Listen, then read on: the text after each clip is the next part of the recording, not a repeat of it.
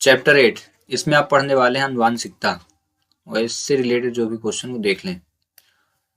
तो आनुवांशिक लक्षण पहले देख लेते हैं किसे कहते हैं। वे लक्षण जो माता पिता से उनके संतानों तक पहुंचते हैं आनुवांशिक लक्षण कहलाते हैं।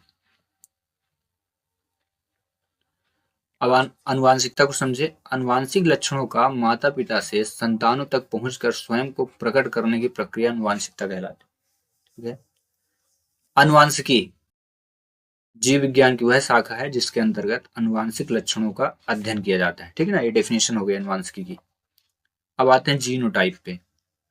किसे कहते हैं? तो लक्षणों की जीन अभिव्यक्ति जीनोटाइप कहलाती है। वही फिनोटाइप क्या है? लक्षणों की भौतिक अभिव्यक्ति फिनोटाइप कहलाती है। ठीक है ना। तो इसमें अगर ऑब्जेक्टिव बनता है तो जीनोटाइप क्या कहलाती है? तो जीन अभिव्यक्ति। और फिनोटाइप क्या है? भौतिक अभिव्यक्ति। मेंडल के 3 नियम दिए थे, तो उनमें से कौन कौन से नियम देख लें। पहला प्रभाविता का नियम, प्रभाविता। दूसरा पृथक्करण का नियम और तीसरा क्या है? स्वतंत्र आव्यूहन का नियम। अब देखें, पहला है संकर पूर्वज संकरण, बैक क्रॉस। प्रथम जोड़ी में उत्पन्न संततियों का जब दोनों में से किसी एक जन्म के साथ संकरण कराया जाता है तो उसे संकर पूर्वज संकरण कहा जाता है। ठीक है, इसकी डेफिनेशन हो गई। सामान्य प्रभावी लक्षणों के साथ प्रथम पीढ़ी का संकरण कराया जाता है। तो डेफिनेशन यहीं तक आप लिखें, बस फिनिश। टेस्ट क्रॉस किसे कहते हैं? तो देखिए, जब प्रथम पीढ़ी में उत्पन्न पौधों का उनके प्रभावी जनक से संकरण कराया जाता है तो उसे क्या कहते हैं? संकरण। अगला सप्रभाविता क्या है? तो जब विषम युग्मजी एलील के दोनों एलील स्वयं को अभिव्यक्त करते हैं तो इसे क्या कहते हैं? सहप्रभाविता। अगले टॉपिक देखते हैं, ये इंपॉर्टेंट है, वेरी वेरी इंपॉर्टेंट। डीएनए में कौन सी शर्करा पाई जाती है? तो याद रखना डीऑक्सीराइबोज। और आरएनए में कौन सी? राइबोज। ठीक है। डीएनए में और क्या पाया जाता है? तो डीएनए में केंद्रक। डीएनए मुख्य रूप से कहाँ पाया जाता है? केंद्रक में। और वही आरएनए कहाँ? केंद्रक के साथ कोशिका द्रव, दोनों स्थानों में। अगला है, डीएनए में कौन से बेस पाए जाते हैं? तो पहला एडिनिन, ग्वानिन, थाइमिन और साइटोसिन।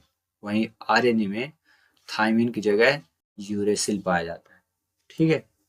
अगला, डीएनए एक डबल स्टैंडर्ड अणु है जबकि आरएनए क्या है? Single standard. ठीक ना। तो ये दोनों चीजें याद रखना है। तो ये अंतर भी हो जाएगा और साथ ही साथ अगर डीएनए आरएनए में अंतर आता तो दोनों काम करेगा। एक में डीऑक्सी तो दूसरे में राइबोज। एक में ये केंद्रक में पाया जाता है, वो दोनों में पाया जाता है। ठीक ना। अगला क्वेश्चन, विभिन्नताएं किसे कहते हैं? तो एक ही जन्म संतानों में समानता होते हुए भी वे एक दूसरे से भिन्न रहते हैं। ठीक ना, मतलब एक ही माता पिता के बच्चे हों लेकिन एक दूसरे से अलग दिखें तो उन्हें क्या कहते हैं? विभिन्नताएं। यही विभिन्नता जैव विविधता कहलाती है। ठीक है। अब प्रभावी लक्षण कौन से हैं? जब विपरीत लक्षणों के जोड़े में क्रॉस कराया जाता है तो लक्षण प्रदर्शित होते हैं वे प्रभावी लक्षण। ठीक ना। अगला, अप्रभावी लक्षण, मतलब लक्षण प्रभावित न हो। जब विपरीत लक्षणों के जोड़ों में क्रॉस कराया जाए तब पहली पीढ़ी में लक्षण छिपा रहता है, वही अप्रभावी। ठीक ना, इसमें प्रदर्शित रहता है जबकि इसमें क्या रहता है? छिपा रहता है। एक संकर क्रॉस किसे कहते हैं? ठीक है ना। तो एक विपरीत लक्षण को साथ लेकर कराए गए संकर को एक संकर, ये वेरी इंपॉर्टेंट है। एक संकर क्रॉस। वही द्विसंकर क्या है? दो विपरीत लक्षणों। इसमें एक विपरीत लक्षणों का क्रॉस, इसमें दो विपरीत लक्षणों कराया जाए तो उसे क्या कहेंगे? द्विसंकर क्रॉस। अब आते हैं वेरी वेरी इंपॉर्टेंट ऑब्जेक्टिव में। पहला, आनुवांशिकता का जनक किसे कहा गया? ग्रेगर जॉन मेंडल को। ठीक है। दूसरा है, नर में कौन सा गुणसूत्र लिंग निर्धारण करता है? तो क्या रहेगा? याद रखे रहना, एक्स वाई जो गुणसूत्र होता है वो लिंग निर्धारण करता है। अगला देखें, डायबिटीज रोग अनुवांशिक है। इस चीज को याद रखना, ये क्वेश्चन भी आंशिक और आंसर भी है। अनुवांशिक का मतलब ये है कि अगर किसी के परिवार में डायबिटीज रोग हो गया तो उसके पूरी पीढ़ी में आएगी, ये अनुवांशिक है, उसके वंश में आ जाएगा। अगर माता को है, पिता को है, ठीक ना, तो ये अनुवांशिक गुण है, मतलब उनके पूर्वजों को रहा होगा, अब उनके बच्चों में भी ये चीज पाई जाएगी। अनुवांशिक कहलाते, ये पीढ़ी दर पीढ़ी चलता रहता है।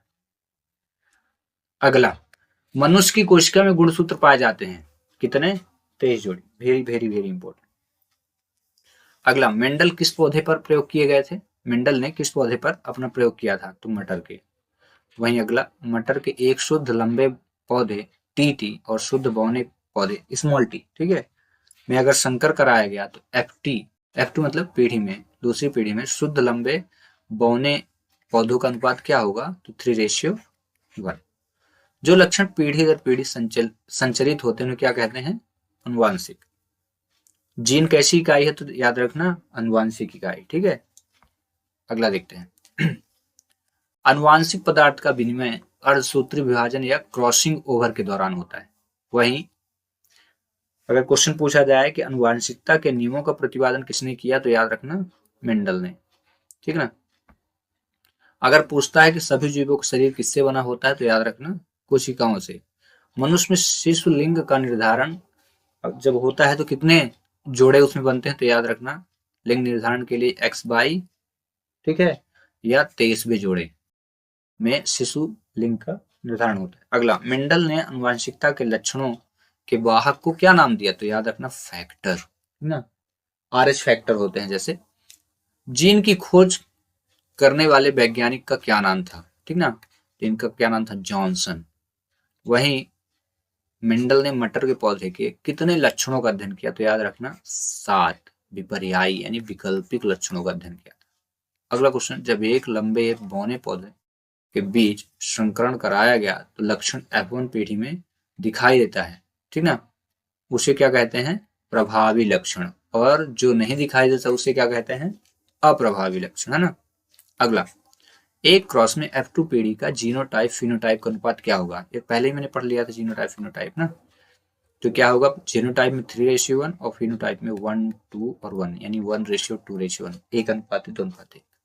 अगला क्वेश्चन, जब दो विकल्पी जोड़ों का अध्ययन किया जाता है तो उसे क्या कहते हैं, तो द्विसंकर।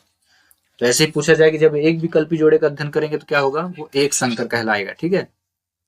अगला देखते हैं, द्विसंकर क्रॉस में F2 पीढ़ी का फिनोटाइप अनुपात क्या है, तो याद रखना 9:3:3:1। अगला क्वेश्चन, DNA का वह भाग जिसमें किसी प्रोटीन संश्लेषण के लिए सूचना होती है उसे क्या कहते हैं, तो याद रखना उसे प्रोटीन का जीन कहते हैं, ठीक है। नेक्स्ट, प्रत्येक जनक कोशिका से संतति में गुणसूत्र, जिसे क्या कहते हैं, पैतृक या मात्रक, या कि पिता के होंगे कि माता के, तो जोड़े से कितने गुणसूत्र जाते हैं, तो केवल एक गुणसूत्र जाता है, ठीक है। वही मानव में लिंग निर्धारण के लिए जिम्मेदार गुणसूत्र, वेरी वेरी वेरी इंपॉर्टेंट, इससे ज्यादा इंपॉर्टेंट क्वेश्चन आपको शायद नहीं मिले, काफी बार एग्जाम में पूछा है। पुरुष में पाए जाने वाला बाह्य गुणसूत्र, यही गुणसूत्र है जो बच्चे को ये क्लैरिफाई करता है कि बच्चा लड़की होगा कि लड़का होगा। यह है ना मानव में लिंग निर्धारण कि स्त्री होगी पुरुष होगी, वो किस पे डिपेंड करता है, तो पुरुष के बाह्य गुणसूत्र, ठीक ना। और इस प्रकार ये भी चैप्टर हुआ कंप्लीट। मिलते हैं नेक्स्ट वीडियो में।